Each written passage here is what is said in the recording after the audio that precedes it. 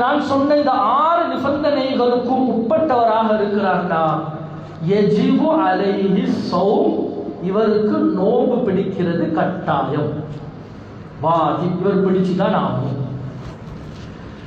அப்ப நல்லா விளங்கணும். இன்றைக்கு என்னன்னா, நோன்பு கடமை. இன்றைக்கு அதிகமான எங்களோட வாலிபர்கள் இருக்கிறாங்க. வீடுகள்ல இருக்கக்கூடிய பெண்கள், வாழ்வு பெண்களும் தான் அதிகமான வீட்டில் இருக்கக்கூடிய பெண்கள் இருக்கிறாங்க. எப்படி தெரியுமா மெசேஜ் போடுறாங்க, எங்களுக்கு பசியில ஈக்கிறதுக்கு இயலாது. ஏன் நாங்க அப்படி பெற்று சாவல், அப்படி நாங்க பழக்கப்படல், அல்லது நாங்க நாட்டாம வேலைக்கு போறோம், சரியான கஷ்டம், பெற்றால வேலைன்னு சொன்னா கடும் வெயில், எங்களுக்கு இதோட நோம்பு பிடிக்கிறதுக்கு இயலாது. என்ன செய்வது? அது உண்டு. அதிகமான ஹோட்டல் செய்யக்கூடியவங்க சொல்றாங்க,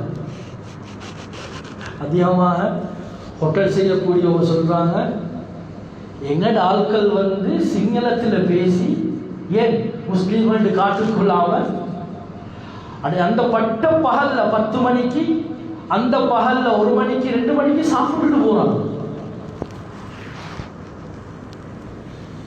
என்ன செய்யுது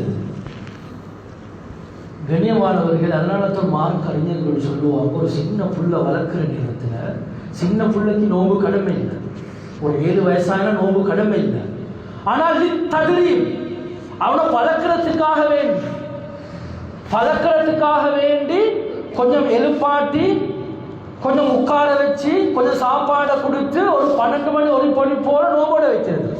இது தகுதி. அதை பழக்கிறதுக்காக வேண்டி பழக்கணும். 1 நாள் பழக்கணும், 2 நாள் பழக்கணும், 3 நாள் 4 மணி, 5ஆவது நாள் அப்படியே 5 மணி ஆகும், 6ஆவது நாள் அப்படியே என்ன செஞ்சிருவாரு, கொஞ்சம் ஆர்வப்படுத்தக்கூடிய நேரத்தில் நோம்பு திறக்கும் வரைக்கும் அப்படியே இருப்பாரு. காலப்போக்கில் 1 நாள் 2 நாள் 3 நாள் அப்படியே ஒருத்தவங்க பழகிடுவார்.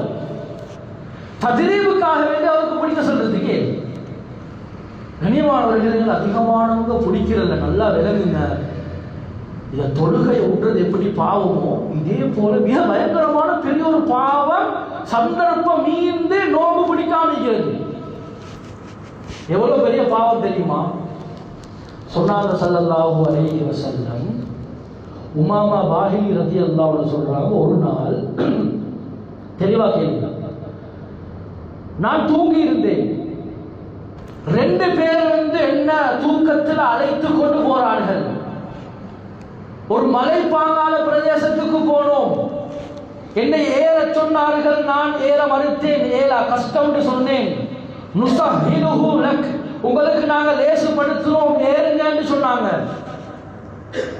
ஏறி போய் பார்த்தேன், சில மனிதர்களுடைய அஸ்வாத்தின் ஷதீதத்தின் பயங்கரமான சத்தங்கள் கேட்டுக்கொண்டிருந்துச்சு. இன்னும் கொஞ்சம் தூரம் போனோம், சில மனிதர்களை பார்த்தோம், கரண்டை காலுக்கு கீழால மறுபக்கமாக அப்படியே தொங்கவிடப்பட்டிருக்கிறார்கள். முஅல்லகீன், அப்படியே தொங்கவிடப்பட்டிருக்கிறாங்க மறுபக்கமாக சங்கிலியால. முஷப்பகத்தன் அஸ்தாகுஹும், அவர்களுடைய சொத்தைகள் கத்தரிக்கோள்களால் வெட்டப்பட்டு கொண்டிருந்தது, துண்டு துண்டாக வெட்டப்பட்டு கொண்டிருந்தது. யசீலு தமன், இரத்தம் வேகமாக வடிந்து ஓடிக்கொண்டிருந்தது. மன்ஹாவுலாயா ஜிப்ரீல், ஜிப்ரீல் இவர்கள் யார் என்று கேட்டேன். சொன்னார்கள், ஹாவுலா இவர்கள் யார் தெரியுமா? அல்லதீன சாமு வஅஃப்தரு கப்ல தஹில்லதி ஸௌமி. நல்லா தெளிவா விளங்கல என்ற தர்ஜுமா டிரான்ஸ்லேட்டர். நோம்பு பிடிச்சி நோம்பு துறக்கிற நேரம் வாரத்துக்கு முன்பதாக நோம்பை விட்டவங்க, இவங்களுக்கு உண்டான தண்டனை தான் இது. நோம்பு பிடிக்காம வைக்கல, 3 மணிக்கு எலும்பாம வைக்கல, நோம்பினாங்க, சாப்பிட்டாங்க, சுபஹ் தொழுதாங்க, துஆக்கள்ல ஈடுபட்டாங்க, குர்ஆன் ஓதினாங்க, சதகா தான தர்மங்கள் செஞ்சாங்க, எல்லா விதமான கடைகளும் செஞ்சாங்க.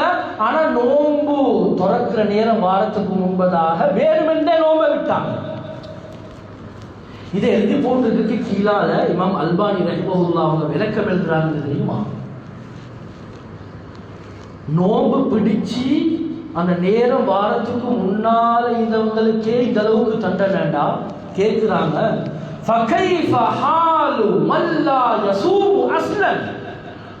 வெள்ளன எலும்பவும் இல்லை, தஹஜ்ஜத் தொழவும் இல்லை, நோம்பு பிடிக்கவும் இல்லை, சுபவும் இல்லை, எழுமினார் 10 மணிக்கு. அதே நிலைமையில மௌத்தா போனா இவருடைய நிலைமை என்னான்னு கேட்கிறாங்க. கண்ணியமானவர்களே, நோம்பு பிடிச்சு விட்டவர்களுக்கே இந்த அளவுக்கு தண்டனைடா, நோம்பு பிடிக்காத இவங்களுக்கு எந்த அளவுக்கு பெரிய தண்டனை இருக்கும். அதனால தான் இமாம் ஸஹபி ரஹிமஹுல்லாஹ் அவங்க இந்த நோம்பை வேண்டும் என்ற விட்டத 10வது பெரிய பாவமாக பதிவு செஞ்சிருக்கிறாங்க. இன்னொரு விஷயத்தையும் நல்லா தெளிவாக விளங்குத. இமாம் ஸஹபி ரஹிமஹுல்லாஹ் அவங்க சொல்றாங்க, என்ன தெரியுமா,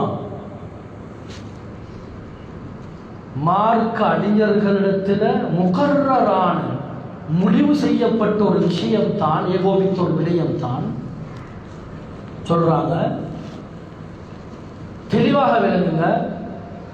யார் நோம்ப பிலா மரதின் வலா உதுரி, எந்த தங்கடமும் இல்லை, எந்த நோயும் இல்லை, வலா கரவின் எந்த நோக்கமும் இல்லாம நோம்ப விடுவாங்களோ, ஃபஇன்னஹு ஷர்ரும் மினஸ்ஸானி, விபச்சாரம் செய்யக்கூடிய விபச்சாரியை விடவும் மிக பயங்கரமான பெரிய பாவம்.